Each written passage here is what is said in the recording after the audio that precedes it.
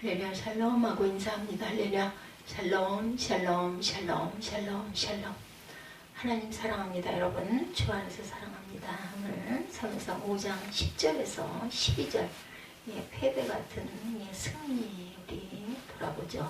10절에 보면 이에 그들이 하나님의 괴를 에그론으로 보내니라. 하나님의 괴가 에그론에 이른즉 에그론 사람이 부르짖어 이르되 그들이 이스라엘 신의 괴를 우리에게로 가져다 우리와 우리 백성을 죽이려 한다 하고 이에 사람을 보내어 블레셋 모든 방백을 모으고 이르되 이스라엘 신의 괴를 보내어 그 있던 곳으로 돌아가게 하고 우리와 우리 백성이 죽임당함을 면하게 하자 하니 이는 온 성읍이 사망의 환난을 당하니라. 거기서 하나님의 손이 엄중하심으로 죽지 아니한 사람들은 독한 종기로 치심을 당해 성읍의 부르짖음이 하늘에 사무쳤더라. 성읍의 부르짖음이 하늘에 사무쳤더라. 사람들이 보기에 매우 열심 있는 믿음 같지만 하나님이 보시기에는 올바르지 못한 비성경적인 잘못된 믿음은 사람들이 보기에 잘 사는 것 같으나 망하는 것이고 성공하는 것 같으나 실패하는 것이고 승리하는 것 같으나 패망으로 가고 있는 것이라는 것을 우리가 꼭 기억해야 할 줄 믿습니다. 그러므로 믿음의 성도들이 세상을 살아가면서 혹 육신의 삶을 위해 생존 경쟁에 대여해서 일시적으로 손해를 보고 실패하는 것은 큰 문제가 아니지만 믿음의 선한 싸움에서 실패는 사단과의 싸움에서 패배를 의미하는 것이기 때문에 반드시 승리해야 하는 것이겠죠. 그렇다면 과연 무엇이 믿음의 선한 싸움이고 어떻게 해야 승리하는 것일까요? 첫 번째, 하나님을 모독하는 자들입니다. 성경에 나오는 사건들은 오래된 이스라엘 백성들의 과거사이지만 이것은 하나님의 구원 역사의 모델 하우스와 같아서 지나간 과거의 역사를 통해 우리 미래의 부속사를 바라볼 수가 있죠.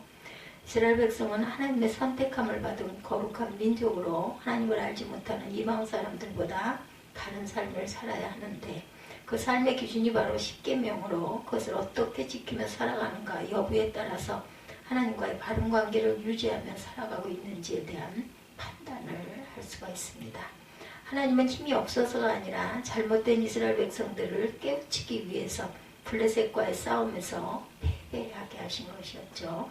그 결과 이스라엘 백성들이 이겨야 할 싸움에서 아무리 최선을 다해도 이스라엘은 이길 수 없었고 블레셋에게 번번이 패배하고 맙니다.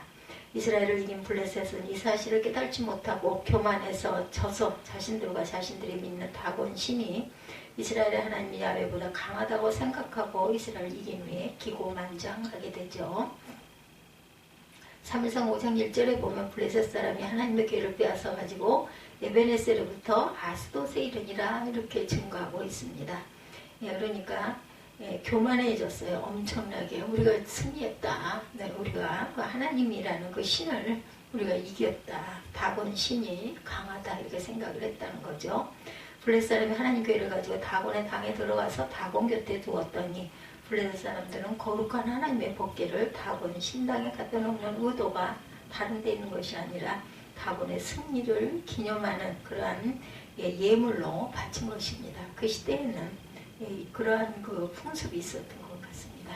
이제 아스돗 사람들은 다곤 신전에 갈 때마다 하나님의 법궤가 다곤 신전 안에 있는 것을 보면서 무슨 생각을 하게 될까요?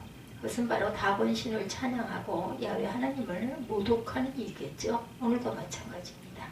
하나님의 택하심을 받고 그리스도를 믿는 성도들이 세상을 살아가노라면 때로 성공할 때도 있고 실패할 때도 있어요.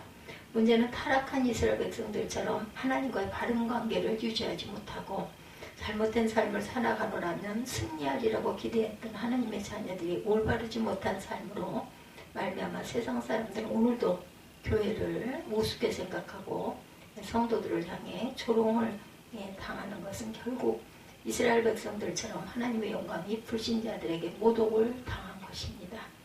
로마서 2장 22절 23절에 보면 간음하지 말라 말하는 내가 간음하느냐 우상을 가증히 여기는 내가 신사 물건을 도적질하느냐 율법을 자랑하는 내가 율법을 범함으로 하나님을 욕되게 하느냐 기록된 바와 같이 하나님의 이름이 너희로 인하여 이방 중에서 모독을 받는도다. 하나님의 우리를 창조하시고 예수 그리스도께서 구원하여 주시고 지금도 성령께서 섭리하시고 보호하시고 복 주시는 까닭은 먹든지 마시든지 무엇을 하든지 다 하나님의 영광을 위해 살기 위함이죠. 이를 위해서 하나님은 오늘도 우리를 여기까지 인도해 주셨어요. 예, 그런즉 너희가 먹든지 마시든지 무엇을 하든지 다 하나님의 영광을 위하여 하라. 고린도전서 10장에 있는 말씀이죠.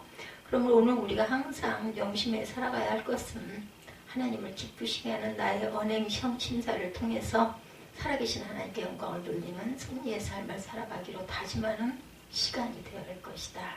하나님의 공의와 자비입니다. 예.